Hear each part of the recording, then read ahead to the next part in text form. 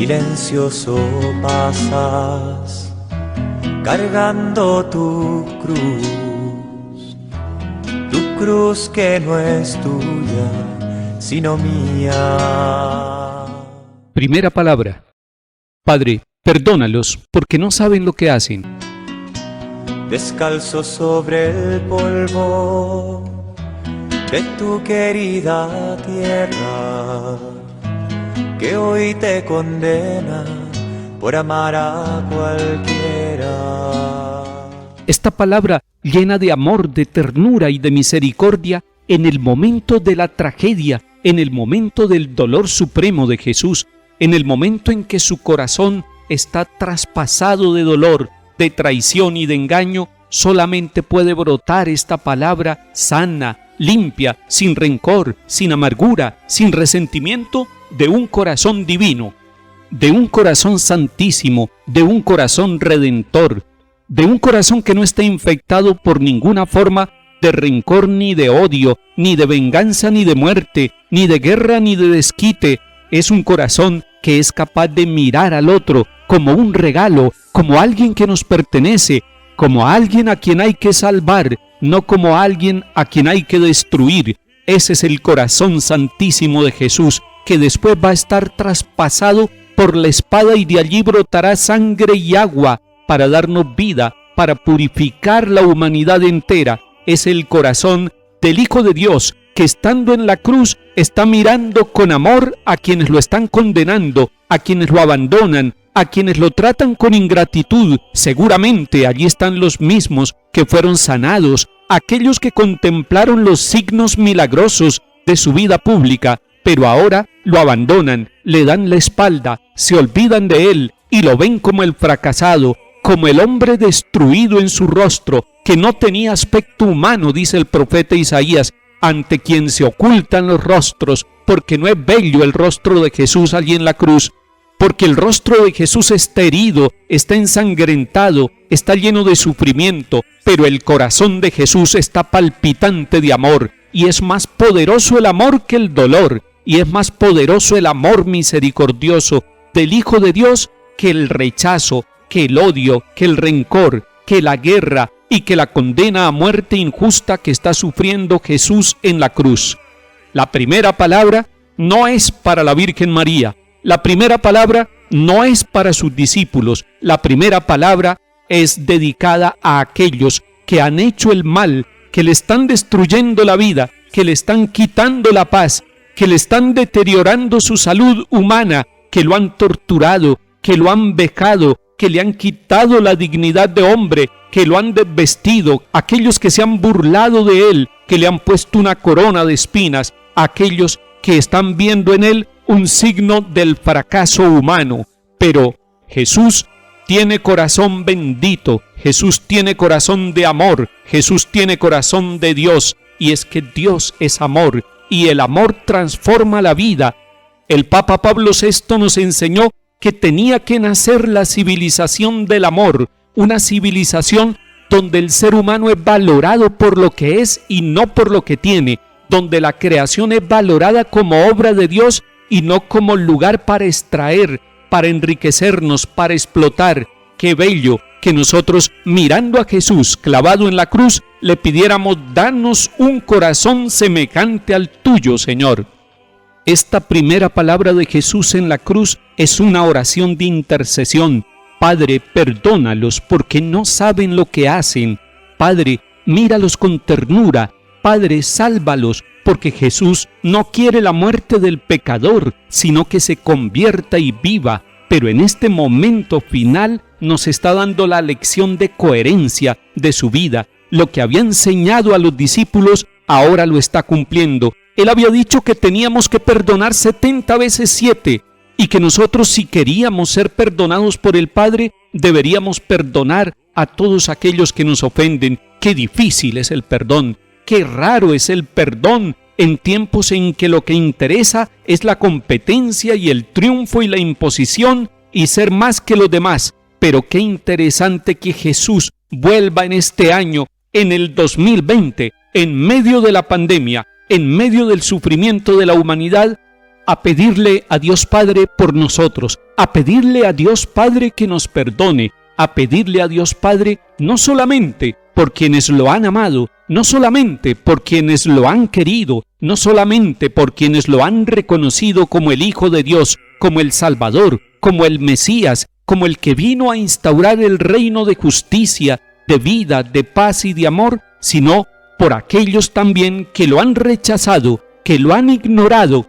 Y en este año, en esta Semana Santa, nuestros templos parroquiales están cerrados en Colombia y en el mundo, pero cada casa, cada hogar que recibe el perdón y la misericordia de Jesús se ha convertido en un templo. Cada familia es un templo de misericordia, un templo de perdón, una escuela de la vida nueva, de la capacidad de sanar el corazón. Hoy nosotros sentimos a Cristo caminando por nuestras calles, llegando a nuestros hospitales, llegando a nuestros hogares, y si el Señor nos permite salir con vida de esta situación que estamos viviendo tan dolorosa, entonces iremos con las manos llenas de perdón y Colombia tendrá diálogo.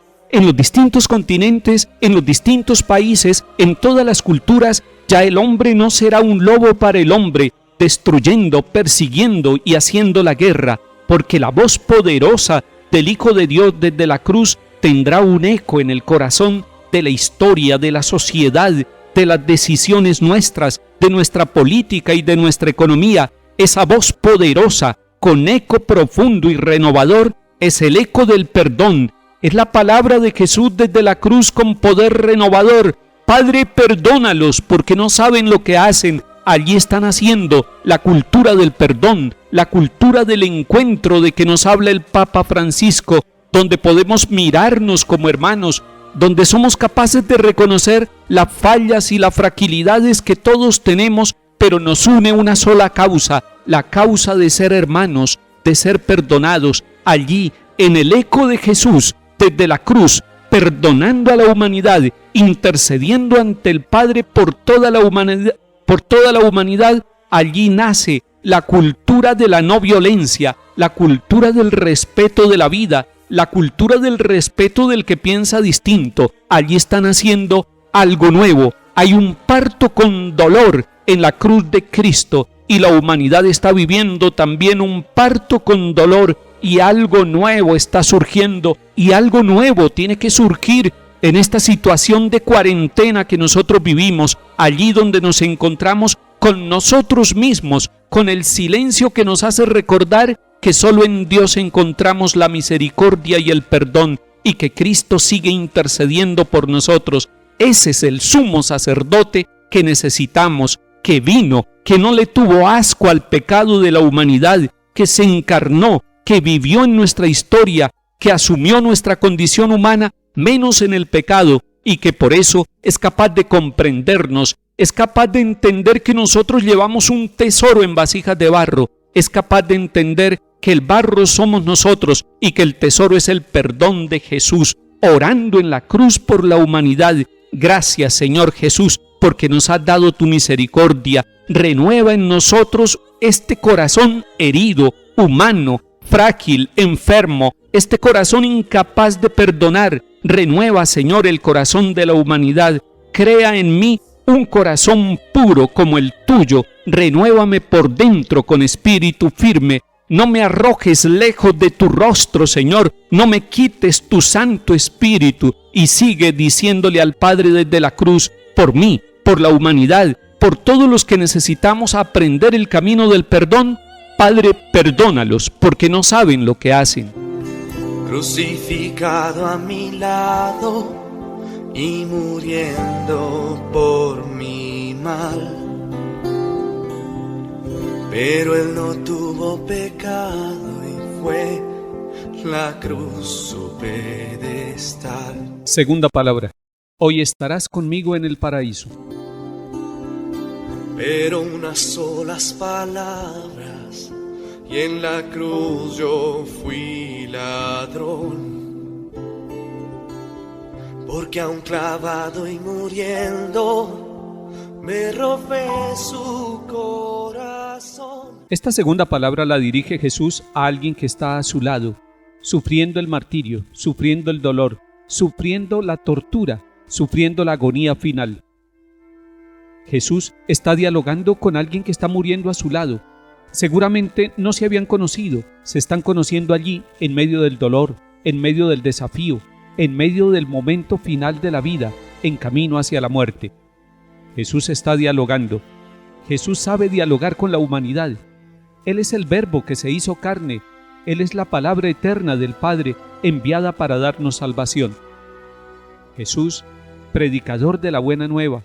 Jesús, palabra viva, que vino para que tengamos vida y la tengamos en abundancia, está allí agonizando, pero tiene la capacidad y la libertad interior para dialogar con alguien que está unido a su dolor y a su sufrimiento. Hoy Jesús sigue hablándonos. Hoy Jesús sigue dándonos su palabra. Hoy la Eucaristía se convierte en cada uno de los lugares del mundo a una puerta cerrada en un mensaje de salvación que brota desde el altar, que brota desde el corazón de los sacerdotes, predicadores de la buena nueva para la humanidad. Esa palabra la necesitamos, esa palabra nos anima, esa palabra nos pone en camino, esa palabra nos da a nosotros la certeza de que alguien nos está amando y está entregando su vida por nosotros. Es Cristo Jesús, es el amor del Padre, es la palabra hecha carne, es el mensaje de salvación del Padre Dios para toda la humanidad.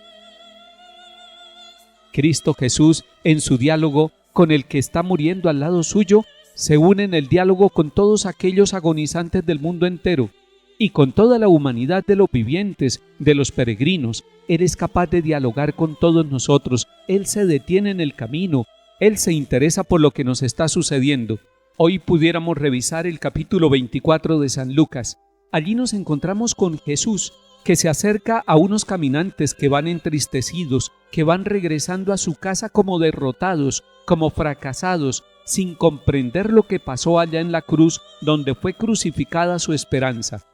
Ellos van cabizbajos, van discutiendo, van comentando su vida, van compartiendo su dolor, y Jesús se pone en camino para dialogar con ellos, para interesarse por el tema que ellos van compartiendo en su diálogo, para dialogar con estos caminantes. Así está Jesús dialogando con la humanidad en este momento de confusión, en esta noche oscura en la cual hemos entrado debido a la pandemia. Jesús se pone en camino con nosotros. Él no se ausenta. Él quiere caminar al lado incluso de nuestra tristeza, del dolor de nuestras familias. Él está caminando con los enfermos, Él está caminando con los sanos, Él está caminando con todos aquellos que estamos viendo el dolor de la humanidad. Y se acerca y nos pregunta, ¿de qué vienen conversando? Y Él se acerca y se interesa por nosotros, por nuestro diálogo, por esa conversación triste que vamos llevando.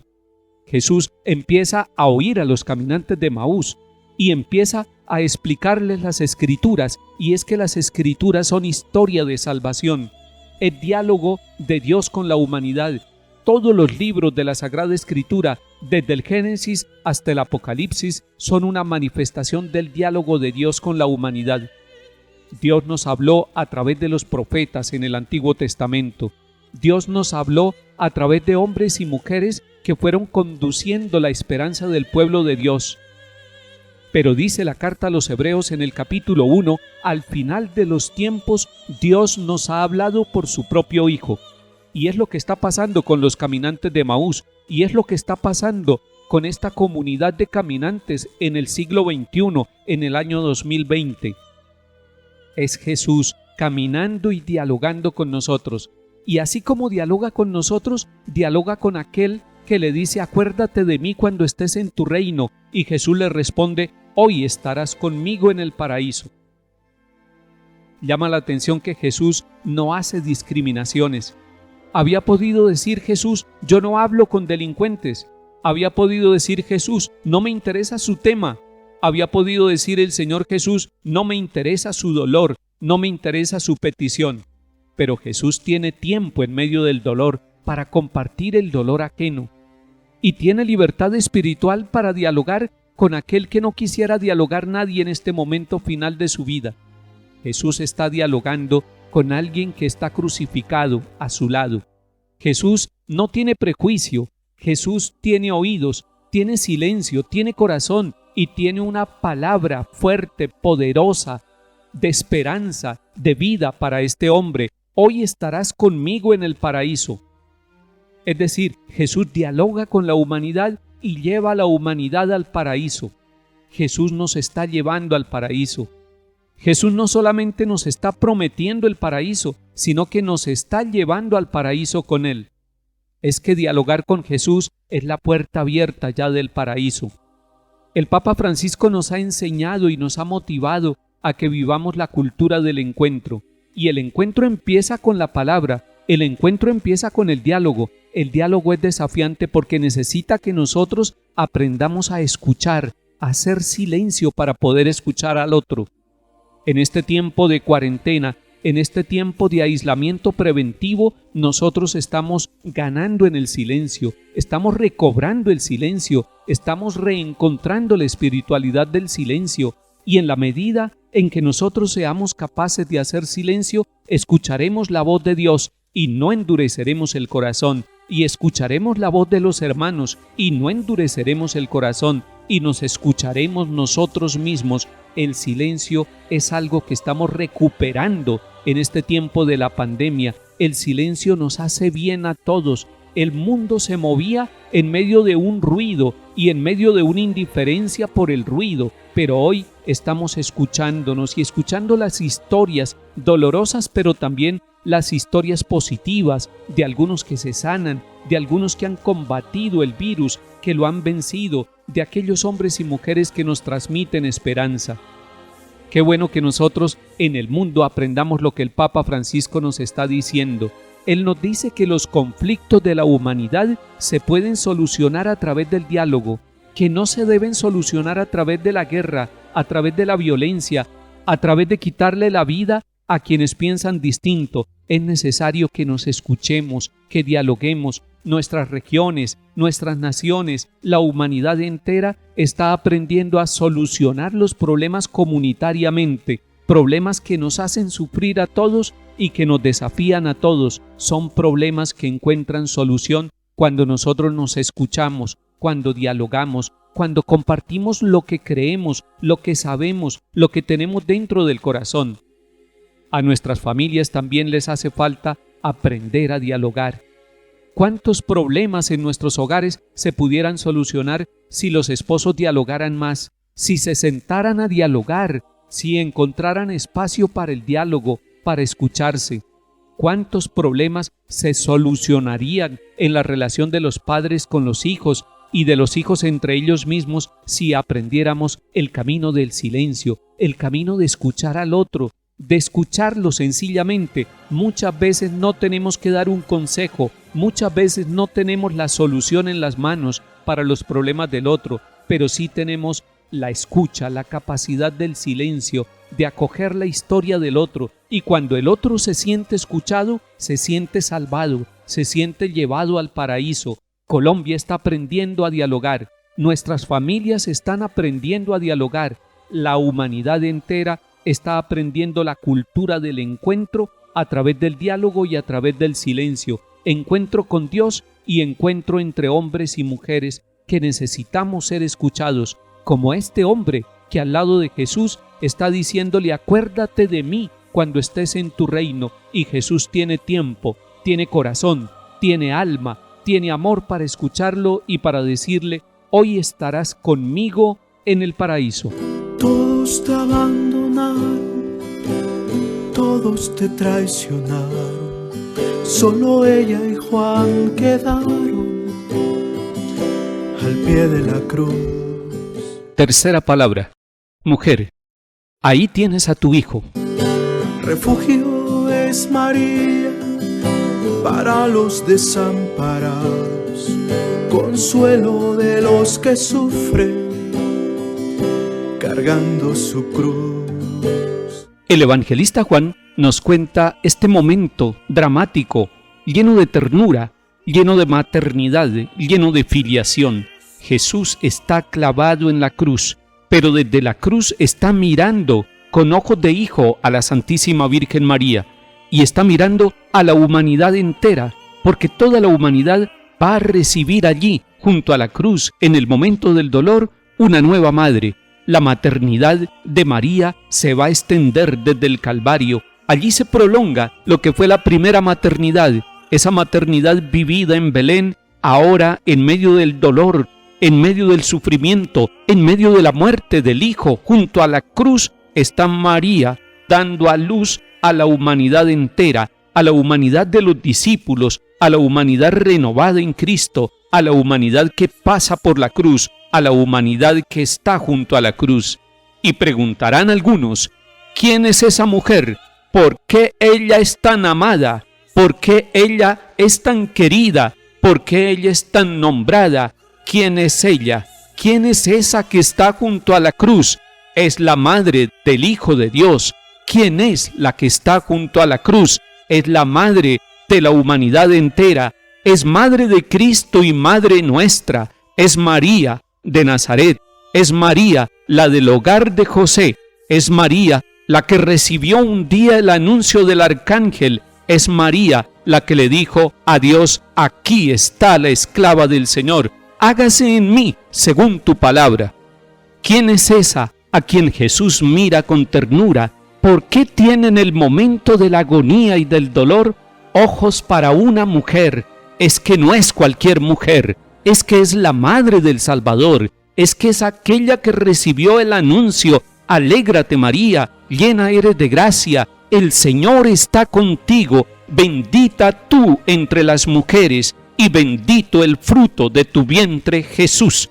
Y el fruto del vientre de María está clavado en la cruz, y por eso el Hijo, con gratitud, mira a mamá, y por eso tiene ojos, y tiene palabra, y tiene sentimientos, y tiene tiempo en el momento final de la vida para mirarla a ella. Le había dicho en Caná de Galilea: no ha llegado mi hora, pero aquí ha llegado la hora del Hijo, y es la hora de María, es la hora de la maternidad, es la hora de la ternura, es la hora de la mujer redimida, es la hora de la mujer elegida por Dios, es la hora de la nueva maternidad, de la dolorosa maternidad de la Santísima Virgen María. Ella está allí. Y si alguien pregunta en este momento, en pleno siglo XXI, ¿quién es esa? ¿Y por qué es tan amada? ¿Y por qué es tan querida? ¿Y por qué es tan nombrada? Si ella no es una diosa, si ella no es como el Hijo de Dios, que es el único mediador, tiene la razón. El único mediador entre la humanidad y Dios Padre es Cristo Jesús, pero Él pasó por las entrañas de la Virgen María y ahora allí junto a la cruz la tiene cerca, y Él la quiere tener cerca, y nosotros también en medio del dolor, en medio de la pandemia, en medio del sufrimiento, en medio del miedo, en medio del temor que estamos viviendo en Colombia y en el mundo, queremos tener cerca a María Santísima, y Jesús la está donando para la humanidad. Ahí tienes a tu Hijo, y nos está nombrando a nosotros en la persona del apóstol amado que es Juan.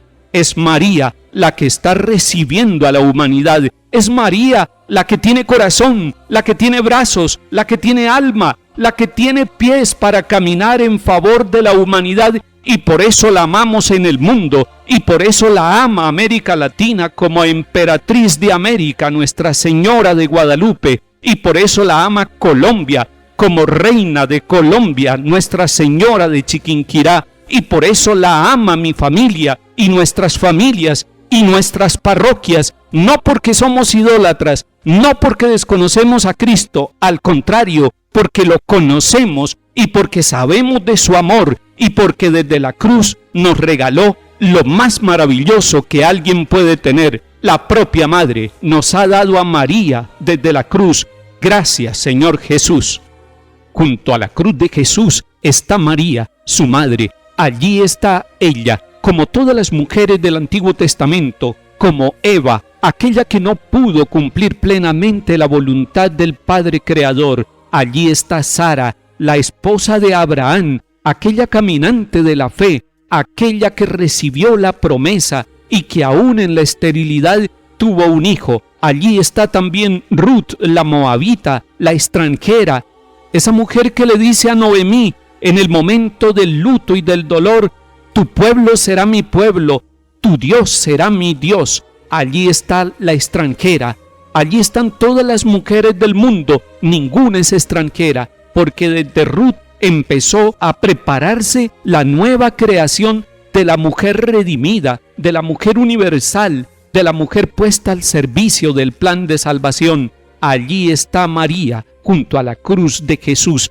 Allí están las mujeres de nuestro tiempo, esas batalladoras del campo y de las ciudades, aquellas de las universidades, aquellas mujeres con responsabilidades políticas, aquellas mujeres comunicadoras sociales, aquellas mujeres enfermeras, médicos, sobre todo aquellas mujeres con una misión de maternidad. Allí están, junto a la cruz, representadas por María. Allí están las mujeres que en este momento están dando la vida para salvar a niños, a jóvenes, a adultos de esta pandemia. Allí están las religiosas que nunca han engendrado un hijo, pero que aman y se sienten madres de algunas personas que incluso son mayores que ellas en los ancianatos. Allí están las religiosas católicas del mundo que le sirven a los niños, a los huérfanos, a los abandonados.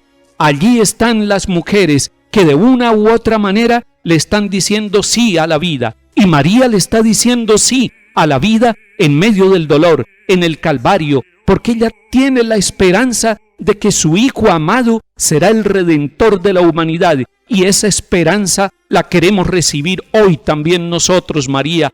Danos a los colombianos, danos a la humanidad entera la esperanza tuya, la valentía tuya para estar junto a la cruz. Este es un calvario el que estamos viviendo en nuestra familia. Es el calvario de las familias pobres, de las familias indígenas, de las familias migrantes, de las familias campesinas, de las familias de las ciudades. Pero ahí estás tú, María, dándonos una lección de esperanza y de confianza en Dios. Hágase en mí según tu palabra. María, danos la fortaleza. María, danos la fe. María, danos la alegría para caminar contigo hasta la cruz en la esperanza de la resurrección y de la vida nueva. Y cuando esta noche oscura termine en Colombia, en nuestros pueblos y en la humanidad, te invocaremos porque eres salud de los enfermos, porque eres consuelo de los afligidos, porque has estado junto a nosotros, porque estás en los hospitales, en las clínicas y en las casas, acompañando nuestro dolor. María, eres causa de nuestra alegría, y si alguien pregunta quién es esa que está ahí junto al dolor del que está agonizando, que lo digan con el corazón y con el alma. Es María, Madre de Cristo y Madre nuestra. Dichoso aquel hombre o mujer que puede mirar a María junto a su cruz, junto a su dolor, junto a su enfermedad, porque está mirando con los ojos de Jesús. Dios mío, ¿por qué me has abandonado? Cuarta palabra. Dios mío, ¿por qué me has abandonado?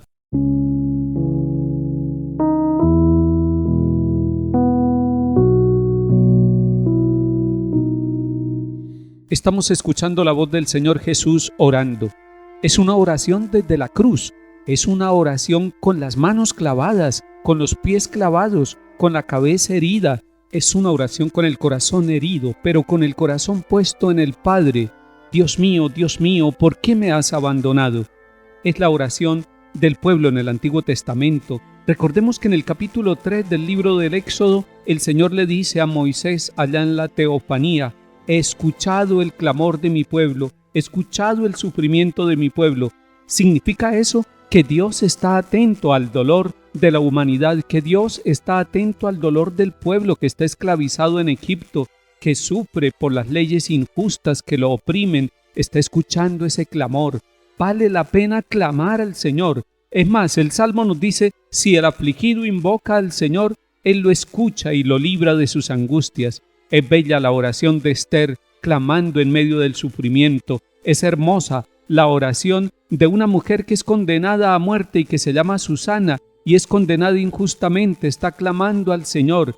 Es hermosa la oración del Antiguo Testamento en tantos pasajes donde escuchamos al pueblo clamando al Señor en medio de su sufrimiento, casi que reclamando, casi que diciéndole: Señor, ¿dónde estás? Mira que estoy sufriendo, mira que somos una comunidad peregrina, mira que somos una comunidad sedienta, mira que somos una comunidad hambrienta que no sabe por dónde va el destino de nuestra historia. Y ese es el clamor del Antiguo Testamento, es el clamor de Jesús allí en la cruz, clavado en la cruz. Dios mío, ¿por qué me has abandonado?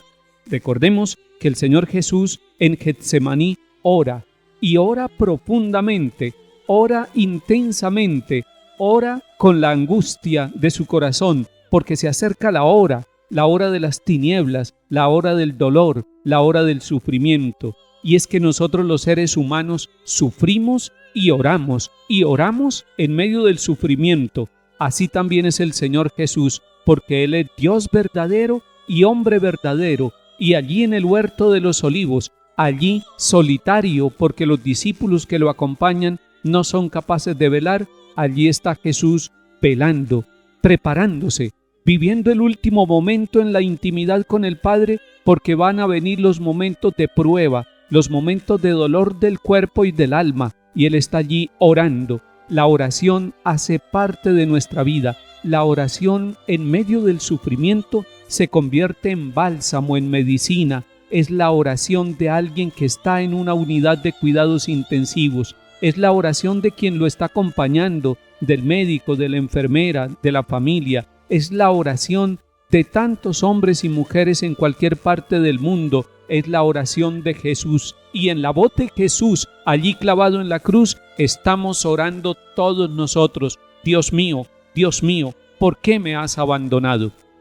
Y si alguien pregunta que dónde está Dios, que dónde está en medio del sufrimiento, que por qué permite el sufrimiento de tantos pobres, de tantos humildes, que por qué está permitiendo esta pandemia, si alguien pregunta que dónde está Dios, hay que decirle: está en medio de la pandemia, es víctima del dolor, es víctima del sufrimiento, pero está orando. Es el Hijo de Dios clavado en la cruz, es el orante en medio del dolor, es el siervo de Dios sufriente, el que tiene el rostro desfigurado, el que no tiene nada de atractivo en este momento. Es el Hijo de Dios que está realizando la misión que ya había anunciado el profeta Isaías en el Antiguo Testamento con el siervo sufriente, el varón de dolores, el varón de sufrimiento, el varón de la angustia, el varón del dolor, pero que en medio del dolor, de la angustia y del sufrimiento está orando, está suplicándole al Padre. Es importante que usted y su familia miren a Jesús orando, miren a Jesús suplicando, lo miren clavado en la cruz, y ustedes también, en medio del sufrimiento, puedan elevar con Él una oración al Padre, una oración suplicante, una oración de aquel que sabe que Dios conduce la historia de nuestra vida y que Él se mete en el sufrimiento nuestro precisamente para darnos vida, para darnos luz, para darnos esperanza, para no permitir que claudiquemos en medio de la prueba, para no permitir que nos desesperemos, para no permitir que reneguemos de nuestra vida, para permitir que nosotros tomemos la cruz con Él, y la estamos tomando. Su familia, la humanidad entera, está tomando la cruz de Jesús, está entendiendo las palabras de Jesús en la cruz, allá en medio de su dolor. Esta cuarentena, este aislarnos, estos sufrimientos económicos, estos sufrimientos de la salud, estos sufrimientos de nuestras familias, de los campesinos, del que tendría que salir a trabajar, a buscar el pan de cada día y tiene que quedarse en su casa. Es el sufrimiento de papás y mamás, es el sufrimiento de jóvenes, de niños, de adultos, es el sufrimiento humano, y el sufrimiento humano se vuelve oración, el sufrimiento humano se vuelve clamor, el sufrimiento humano se vuelve súplica. Dios mío, ¿por qué me has abandonado? Y el Señor Jesús dirige su corazón al Padre, porque sabe que hay alguien que lo escucha. La oración no tendría sentido si no tuviéramos un Dios que tiene oídos para escucharnos. La oración no tendría sentido si no supiéramos y estuviéramos convencidos de que hay un Padre que escucha a sus hijos, que atiende su clamor. No tendría sentido la oración si tuviéramos un Dios indiferente.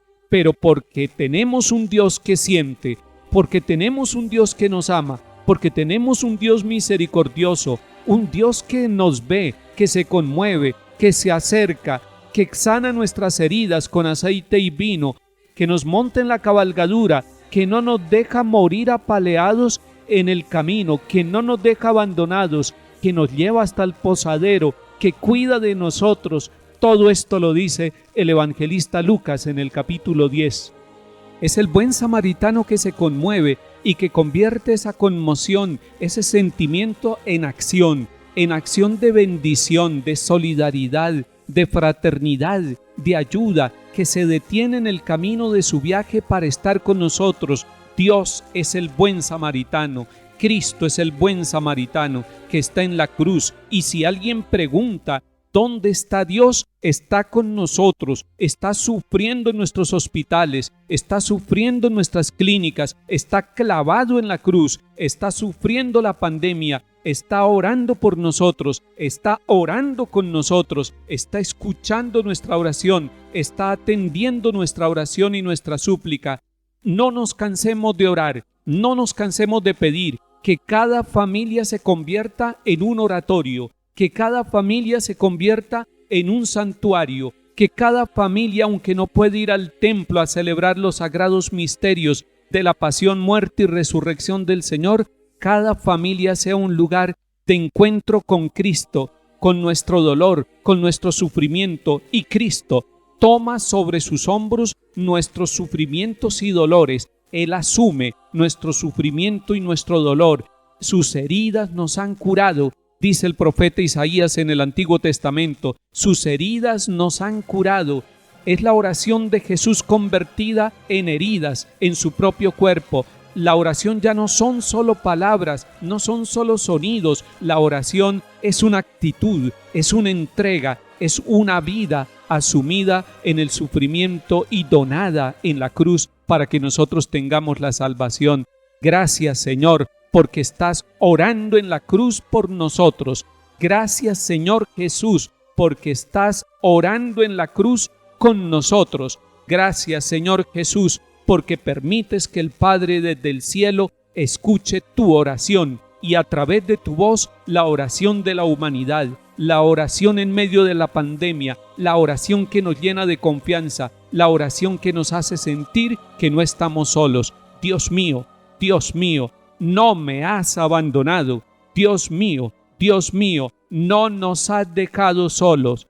Dios mío, estás sufriendo con nosotros. Dijo: tengo sed, y dio un fuerte grito. En tus manos, Padre, yo pongo mi espíritu. Quinta palabra: tengo sed.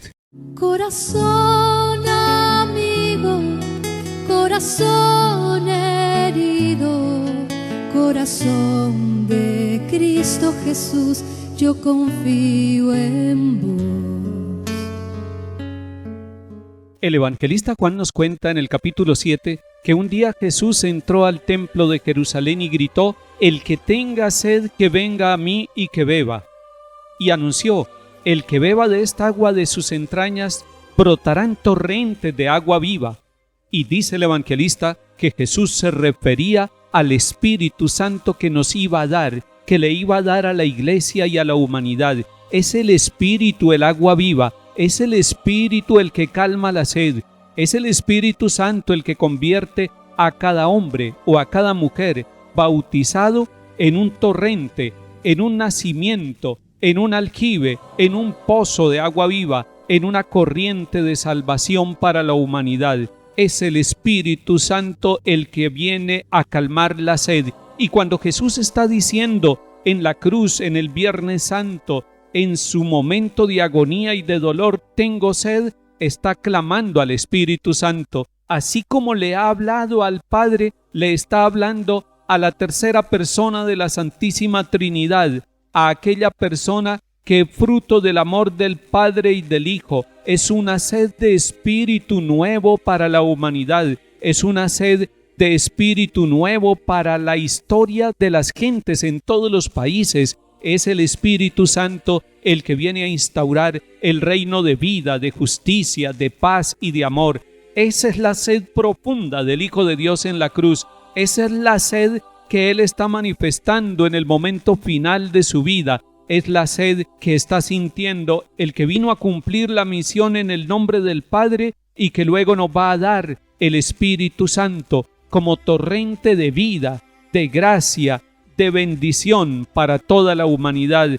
Ven, Espíritu Santo, torrente de agua viva, ven para que surja de cada uno de nosotros, de los hombres y las mujeres, un manantial de agua pura, cristalina y fresca, para que los demás puedan beber, para que el mundo calme su sed, para que nosotros seamos agua para los demás, frescura para los demás, salud para los demás, vida para los demás. Por algo el primer sacramento que la Iglesia como madre le ofrece a sus hijos es el bautismo, y es con agua, porque quiere que empiece un camino y un torrente, un camino para ir hasta la casa del Padre, pero un torrente para que acompañe al caminante y para que en medio de la sed, en medio del desierto, no decaiga. En el capítulo 17 del libro del Éxodo nos encontramos al pueblo que camina hacia la tierra prometida, al pueblo que va guiado por Moisés, y Moisés no es Dios, pero a Moisés el pueblo le está pidiendo, le está reclamando, le está diciendo: nos has traído a morir de sed en el desierto, nuestras familias, nuestros animales, estamos sedientos, quisiéramos volver a la esclavitud en Egipto, allá teníamos comida y bebida, pero nos has traído al desierto a morir de sed. Y es que salir al desierto es salir con Jesús, es seguirlo a Él, es ir de la mano con el Señor Jesús y la humanidad toda en este tiempo, en esta Semana Santa, distinta a todas, la semana de la pandemia, la Semana Santa del año 2020 es una semana en el desierto, y toda la humanidad, los poderosos y los humildes, los hombres y las mujeres, los países desarrollados y los países pobres están viviendo un desierto, y en medio del desierto hay una sed, y en medio de la sed hay un Dios que escucha a su pueblo y que responde a través de Moisés: toca con el bastón la roca, y de la roca brotará agua para ti, para el pueblo y para los animales. Y la roca dio agua. Es algo contradictorio, pero es cuando nosotros empezamos a ver la vida y el desierto y la historia y el caminar nuestro según los ojos de Dios. A nadie se le hubiera ocurrido pensar que en una roca hubiera agua.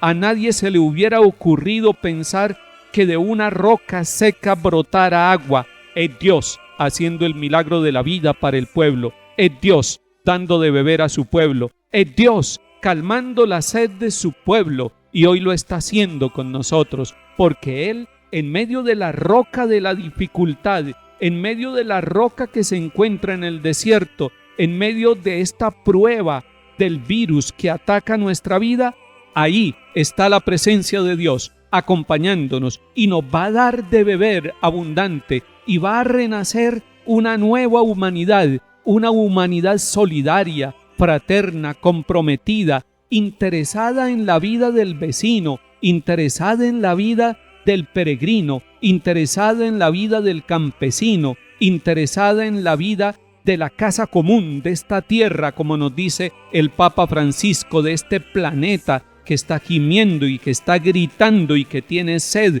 porque nosotros hemos secado el planeta, y hoy se nos está reclamando, y hoy estamos escuchando la voz de Dios. Y hoy nuestros paisajes nos hablan de desierto, y Dios está en medio para calmar la sed de su pueblo. Y Cristo Jesús desde la cruz está clamando con nosotros y por nosotros: tengo sed.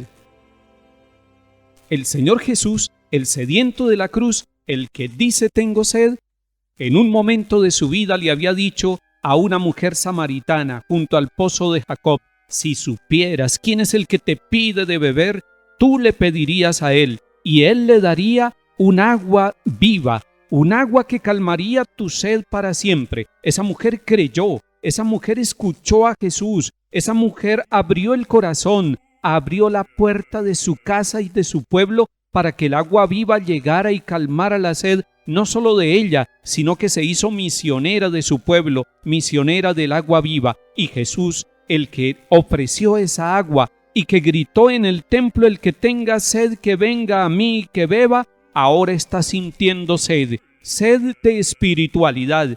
Pasamos de la materia al espíritu. Pasamos de darle el primer puesto a las cosas a darle el primer puesto al Espíritu. Ven, Espíritu Santo, ven a calmar la sed de la humanidad. Ven que te estamos necesitando. Ven, Espíritu Santo, porque Jesús desde la cruz te está clamando. Él está prometiendo el Espíritu Santo para la humanidad. Un Espíritu Santo que le da vida, que le da frescura, que le da la posibilidad de calmar su sed. El mundo está sediento del Espíritu Santo. La humanidad está sedienta del Espíritu Santo. Todos necesitamos ese Espíritu del Señor, ese torrente de gracia, ese torrente de vida, ese torrente de bendición. Y entonces nosotros le diremos, si nuestras familias abren la puerta para que entre el sediento de la cruz, Él traerá el torrente de vida, Él traerá el torrente de gracia, Él traerá el Espíritu Santo a nuestras familias. Y entonces oraremos nosotros con el Salmo: mi alma tiene sed de Dios, del Dios vivo. ¿Cuándo entraré a ver el rostro de Dios? Es que nuestra vida está sedienta desde que nacimos, sedienta de Dios. Nuestra familia está sedienta de Dios. Y en esta Semana Santa nos estamos acercando como hogar, como familia, padre y madre, hijos y nietos, todas las generaciones, cuidándonos y buscando el Espíritu Santo que nos hace sentir hermanos, y buscando el Espíritu Santo que nos da sabiduría, y buscando el Espíritu Santo que es capaz de levantar los huesos secos de nuestra familia, de nuestra sociedad y de nuestra humanidad para darles vida, para ponerlos a caminar. Este ya no puede ser el valle de los huesos secos, debe ser el valle del torrente de vida, el valle de la gracia, el valle de la vida nueva, el valle del Espíritu Santo, el valle del sediento de la cruz, que es el Hijo de Dios, que va hasta el Padre para enviarnos el Espíritu y para que haya un torrente inagotable de vida, de gracia y de bendición. Ven, Espíritu Santo, al mundo entero y renueva la faz de la tierra. La noche se encuentra en silencio y duele esta soledad. El Hijo con sudor a sangre, pues la hora se acerca ya. Sexta palabra: todo está cumplido, todo está consumado. Padre, todo está cumplido. Está ahí en la majestad. Glorifica a tu Hijo y Él te glorificará. El Señor Jesús recibió la misión del Padre Celestial de salvar a la humanidad.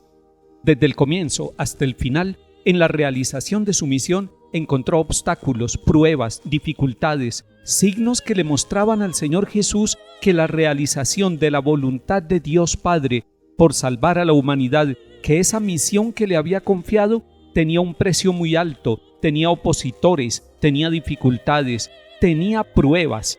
Y eso lo sintió el Señor Jesús desde el momento en que estaba preparándose para iniciar su vida pública.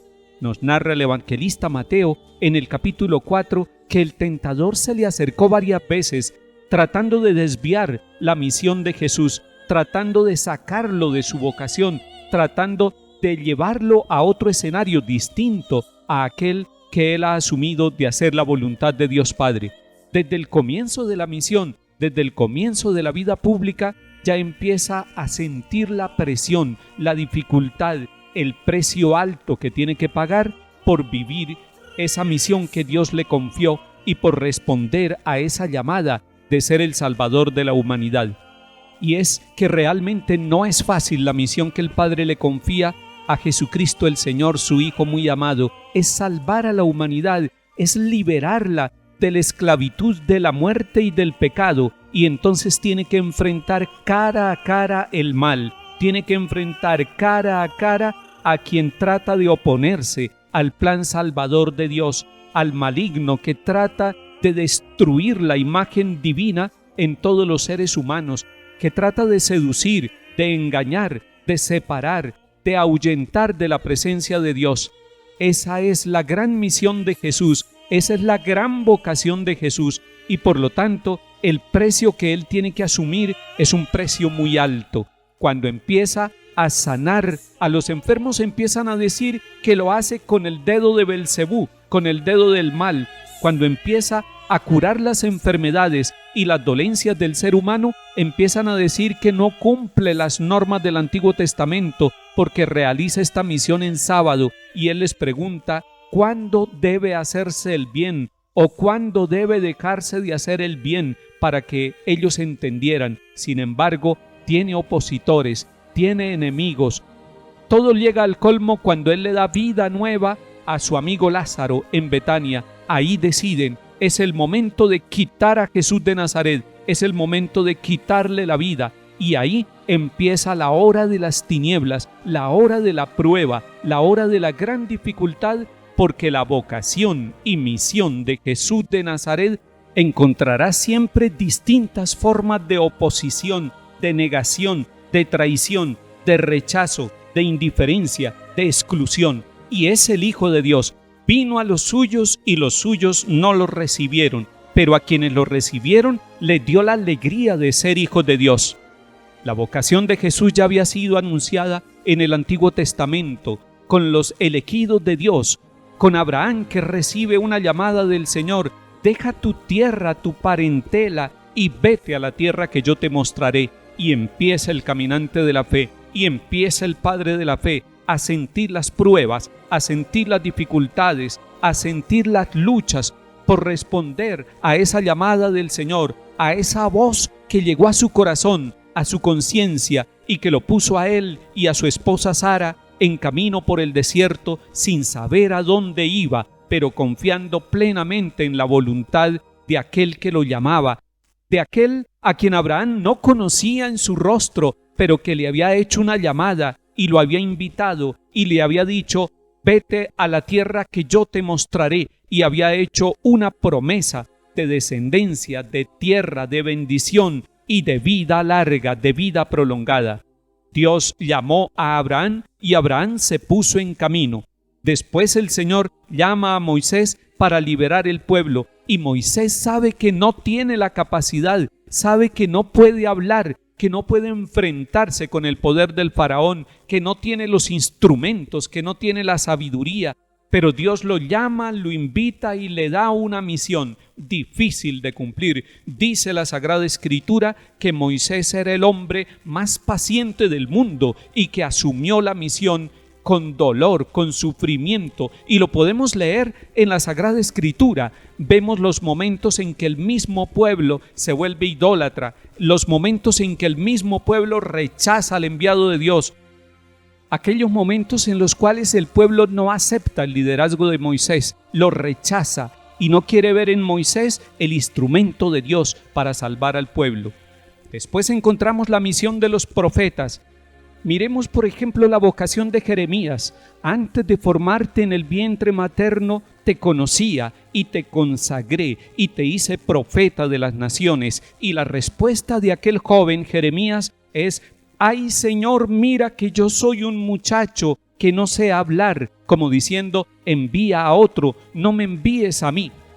Y Dios le responde a este joven, a este llamado, a este profeta, a Jeremías: irás donde yo te envíe y dirás lo que yo te mande. No les tengas miedo, porque si no yo te meto miedo realmente. No les tengas miedo, que yo estoy contigo para librarte. En tu boca yo hablaré. La misión que vas a realizar, yo la acompañaré. Es hermoso cuando un hombre o una mujer siente la llamada de Dios y a pesar del miedo, a pesar de la pequeñez, a pesar de la indignidad, dice: aquí estoy, Señor, soy tu servidor, quiero hacer tu voluntad, como lo dijo la Santísima Virgen María, sintiendo el estupor de la llamada y de la vocación. Pero solamente aquel que siente miedo, aquel que siente temor, aquel que siente angustia, pero que se siente llamado por el Señor, es capaz de ir y hablar y de cumplir la misión para poder decir, como Jesús en la cruz, todo está cumplido. La voz del Señor se sigue pronunciando a favor nuestro, el Señor nos sigue llamando y en esta Semana Santa de pandemia, en esta Semana Santa de COVID-19, en esta Semana Santa con unas estadísticas de muertos muy altas en el mundo, el Señor sigue llamando a médicos, a enfermeras, a servidores de la salud, a profesionales en todas las áreas, a científicos, a comunicadores, a padres y madres de familia, a campesinos, a transportadores, a gobernantes, sigue llamando a hombres y mujeres a cumplir su misión. Y es una misión riesgosa porque está en juego la vida del llamado y enviado. Y así es siempre la vocación de nosotros, los llamados por el Señor, de un sacerdote, de una religiosa, del Papa. Uno siente siempre que la misión supera las capacidades y supera las fuerzas, pero el Señor nos está diciendo: yo estaré contigo todos los días hasta el fin del mundo, como termina el Evangelio de San Mateo. Y cuando uno descubre que Dios está acompañando esa misión que nos confió, que Él nos da la sabiduría, que nos da la capacidad, es el momento cuando nosotros nos abandonamos en la voluntad de Dios y le repetimos de corazón, a pesar del miedo, a pesar de decirlo con temor y temblor: aquí estoy para hacer tu voluntad.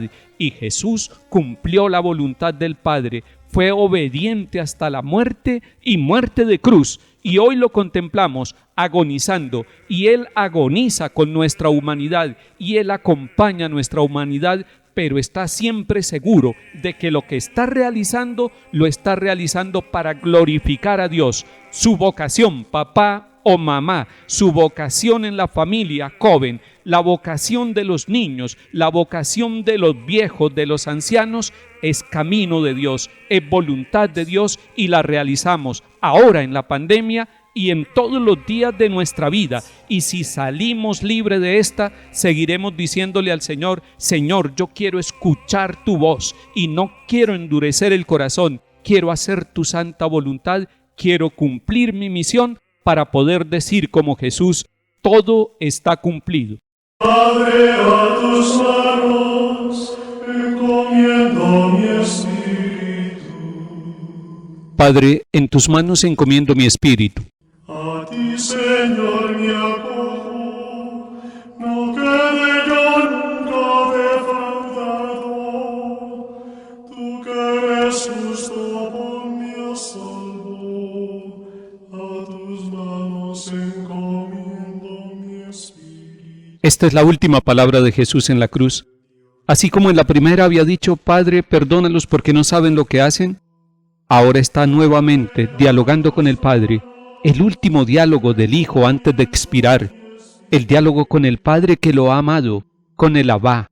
Padre, en tus manos encomiendo mi espíritu. Jesús enseñó que Dios es Padre. Él fue manifestando que Él era el Hijo, se sentía amado, lo llamaba el Abba. Y ahora nuevamente está terminando su camino en la cruz y lo está llamando Abba Padre. Sentir el amor de Padre, sentir que no somos huérfanos, sentir que Dios tiene rostro, que Dios tiene corazón, que Dios acompaña a sus hijos, hace que nosotros podamos decir como Jesús: Padre. Y que lo digamos con paz, aún en medio de la adversidad, que lo digamos en medio del dolor con confianza: Padre. Que lo llamemos Padre, porque cuando lo llamamos Padre nos sentimos hijos y nos sentimos hermanos. Y si nosotros nos sentimos hermanos, entonces somos capaces de lo mejor, somos capaces de la fraternidad, somos capaces de la solidaridad, somos capaces del encuentro, somos capaces de la ayuda mutua, somos capaces de ser misioneros de la vida, unos de otros, constructores de una nueva vida, porque el mundo se está poniendo a prueba.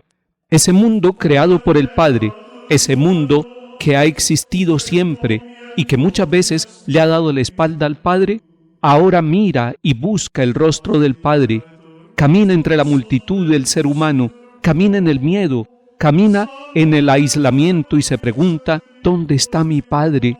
¿Dónde está ese Padre amado? ¿Dónde está ese Padre misericordioso?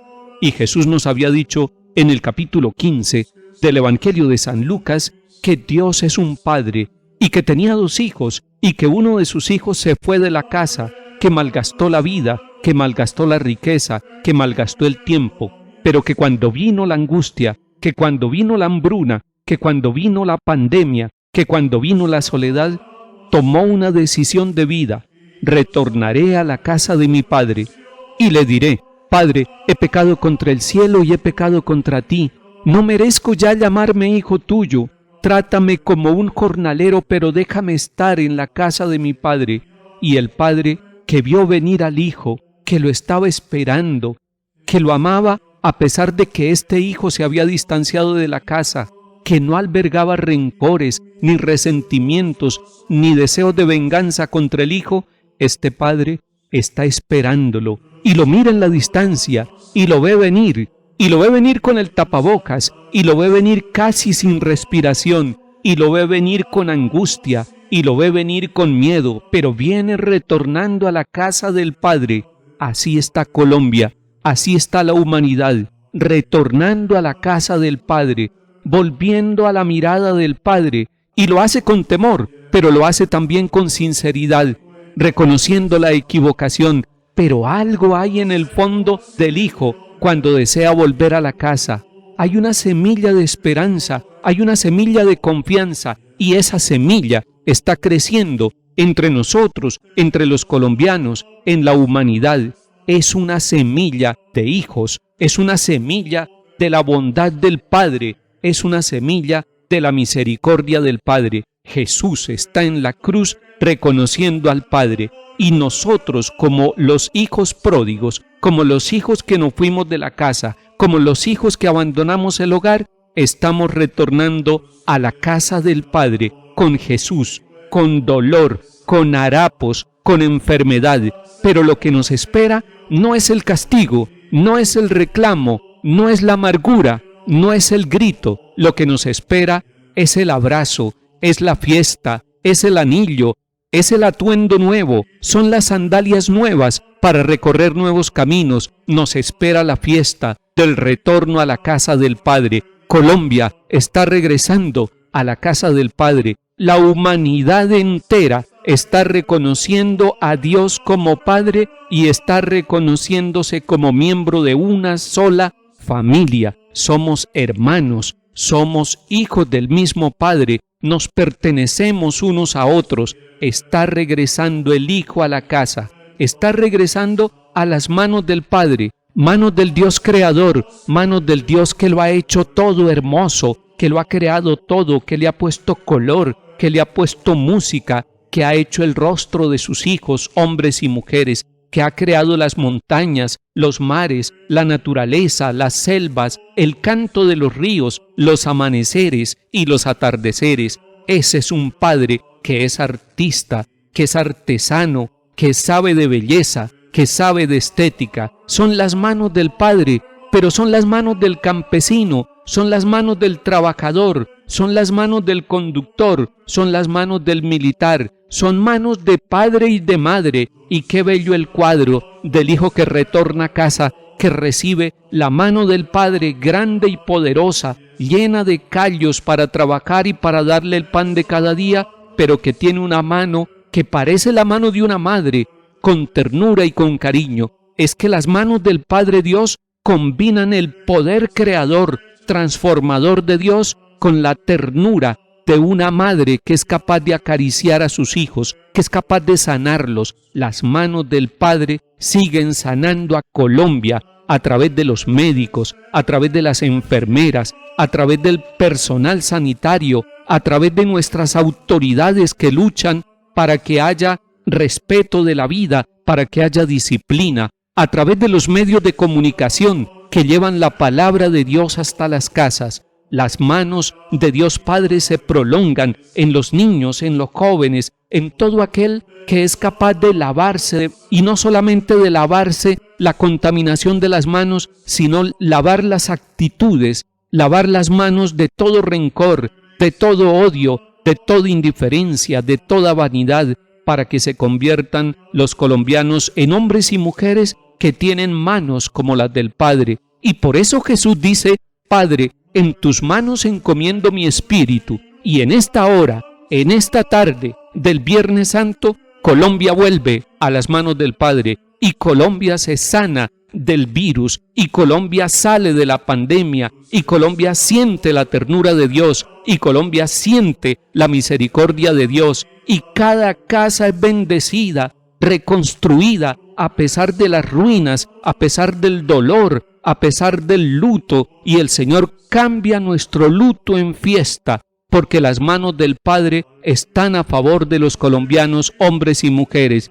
¡Ánimo! Las manos del Padre reciben el Espíritu de Jesús, y el Espíritu de Jesús nos entrega las manos del Padre para que de allí nazca la vida nueva, el nuevo amanecer, la nueva luz, la luz de esperanza, de paz, de reconciliación, de alegría en los hogares, de encuentro en los parques, de ciencia puesta al servicio de la vida, de economía que le cede el primer puesto para dárselo a la vida humana en todas las etapas.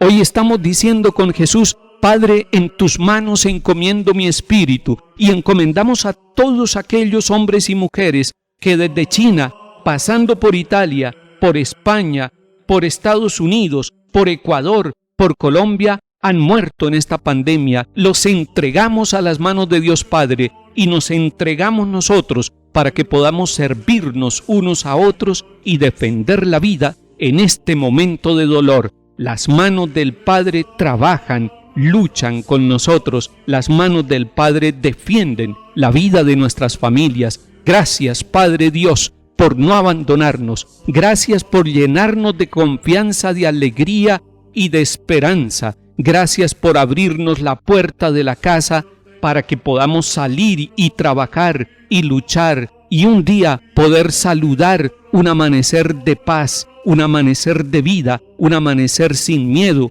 un amanecer en la casa del Padre, porque hemos retornado y hemos retornado para quedarnos para siempre, para nunca más irnos de la casa y para que la fiesta se prolongue en la vida, en la lucha, en los esfuerzos de cada uno de los hombres y mujeres de nuestra patria.